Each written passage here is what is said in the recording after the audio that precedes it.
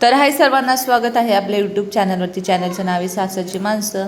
तर कसे आहेत सर्वजण? मस्त आहात ना? मी पण मस्त आहे. तर बेडकडं बघून तुम्ही म्हणत असताना काय हा बेड झाला आहे, काय तो पसारा, काय ते वगैरे वगैरे. तर झाला होता, खरंच झाला होता. कारण तो बेड पूर्णपणे तुटला होता आणि त्याच्यात मेन गोष्ट म्हणजे हा बेड आम्हाला विकायचाच होता. तर त्यात आम्ही का नव्हतो ते बेड विकत, कारण आईनमुळं, कारण त्याच्यात होते महत्त्वाचे कागदपत्र, महत्त्वाचं सर्व कागद होते. त्याच्यामुळे आम्ही ते बेड विकू शकत नव्हतो, कारण त्या सगळा पसारा होता. आणि मग तो पसारा काढणं म्हणजे एकटीचं काम नव्हतं, माझं एकटीचं काम नव्हतं. त्याला कसं दोघं जणं जरी लागतात ते बेड वगैरे सगळं साफ करायला. तर आईने ते कार्य घेतलेलं आहे, कारण ते तुटलं होतं. तरी एक वर्षापूर्वी त्या बेडला गाद्या वगैरे घेतल्या होत्या, पण ते पूर्णपणे आम्हाला सोडून गेलेलं आहे. ते बेड पूर्णपणे तुटलेलं आहे. तरी त्यांनी आम्हाला 9 वर्ष त्या बेडने आम्हाला साथ दिली. तर एवढा सर्व पसारा होता त्याच्यामध्ये. सगळं पोरींचे लहानपणापासूनचे कपडे होते आणि ते सगळे फेकून दिले. सगळं म्हणजे एवढा पसारा झाला होता तुम्हाला सांगते. आणि सगळं स्वच्छ केलेलं आहे आणि फायनली तो बेड आपण विकून टाकलेला आहे. आणि विकून टाकला आहे त्याचं कारण पण ते आहे, आई बोलले आता रूम खाली करायची. त्याच्यामुळे तुम्हाला एवढा पसारा म्हणजे झेपणार नाही. एवढं सगळं आपण रूम आवरायची का हे बेडमधलं सगळं आवरायचं. तर आईने आधीच तयारी केली की आता थोडं तुम्ही भराभरीचं सामान करायला लागा, रूम तर खाली करायची वगैरे. आता बघूया काय होते माहीत नाही, पण रूम तर खाली करावी लागणार ते. त्याच्यामुळे तयारी चाललेली आहे आत्तापासूनच. तर आईच्या फायली वगैरे सर्व काढल्या होत्या आणि एवढा पसारा निघलेला आहे. आणि काय झालं सांगू का? आणि एवढे सर्व लहानपणीचे पोरीचे कपडे आहेत ते सर्व आता सगळं तुम्ही बघू शकता. त्या पट्ट्या पण पूर्ण निघलेल्या आहेत. आणि ते सपोर्टमुळे होते, जे कपडे होते ना ते सर्वांचा सपोर्ट होता, त्याच्यामुळे ते बेड आतापर्यंत ते चांगलं होतं. पण खूप सारा पसारा आहे. प्लीज कुणी बोलू नका बरं का, कारण एकटीचं काम नव्हतं एवढं सगळं साफ करणं वगैरे. तर त्याच्यामुळे मी केलं नव्हतं. आणि मिस्टरांना आपण घरातलं काय साफसफाई करायचं म्हटलं की आज सुट्टीच आहे आणि आज सुट्टीच आहे, 8 दिवसातून एकदा सुट्टी भेटती, तू काय पसारा करती, असं तसं बोलत असतात. त्याच्यामुळे हे काम माझं रखडलं होतं. पण जाऊ द्या, आई आल्यानंतर ते झालेलं आहे साफ. मागच्या वर्षी पण बघा नवीन गादी घेताना आई होत्या, ह्या वर्षी पण. आणि 1च वर्ष झालं, बरोबर जानेवारी महिन्यातच मी नवीन गादी घेतली होती. त्यावेळेसच हे बेड साफ केलं होतं. आणि तुम्ही आधीच्या व्हिडिओमध्ये बघितलं असाल की सर्व स्वच्छ झालेलं आहे.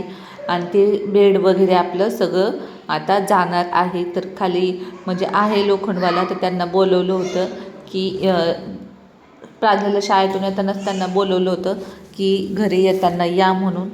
आणि मग सगळं साफ वगैरे झालं, सगळं स्वच्छ दिसते. तर भाऊजी पण आलेत बघायला.